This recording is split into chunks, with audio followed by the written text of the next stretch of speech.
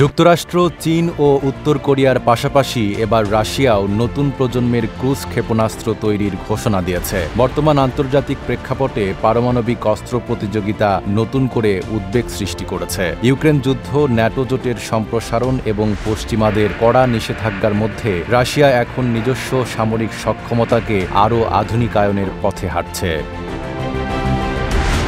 মস্কোতে এক রাষ্ট্রীয় পুরস্কার বিতরণী অনুষ্ঠানে প্রেসিডেন্ট পুতিন ঘোষণা দেন, নতুন প্রজন্মের পারমাণবিক চালিত ক্রুজ ক্ষেপণাস্ত্র তৈরির কাজ শুরু হয়েছে। এ ক্ষেপণাস্ত্রের গতি শব্দের গতির চেয়ে ৩ গুণেরও বেশি হবে। ভবিষ্যতে তা হাইপারসোনিক গতিতেও পৌঁছাবে।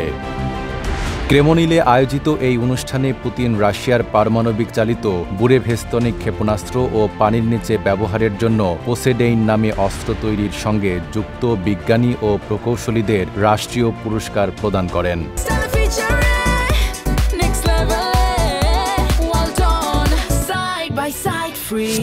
পুতিন বলেন, নতুন ক্ষেপণাস্ত্রগুলো বুরেভেস্তনিক ও পোসেডেইনের মতো একই ধরনের শক্তি ইউনিটের উপর নির্মিত হবে। তিনি দাবি করেন, বুরেভেস্তনিক ক্ষেপণাস্ত্র তৈরি রাশিয়ার মানুষের জন্য ঐতিহাসিক অর্জন, যা আগামী কয়েক দশক দেশের নিরাপত্তা ও কৌশলগত ভারসাম্য নিশ্চিত করবে। এক পরীক্ষায় ক্ষেপণাস্ত্রটি প্রায় ১৫ ঘণ্টা উড়ে ১৪,০০০ কিলোমিটার দূরত্ব অতিক্রম করেছে। প্রেসিডেন্ট পুতিন বলেন, রাশিয়া কারও প্রতি আক্রমণাত্মক নয়। অন্যান্য পারমাণবিক শক্তিধর দেশের মতোই তারা তাদের পারমাণবিক সক্ষমতা আধুনিক করছে। তিনি দাবি করেন, এসব প্রতিরক্ষাগত প্রযুক্তি বেসামরিক ক্ষেত্রেও নতুন সম্ভাবনা উন্মোচন করবে।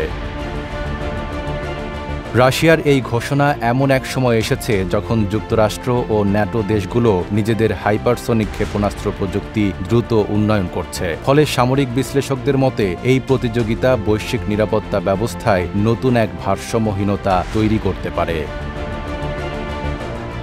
নাঈম আরাবী, ঢাকা পোস্ট।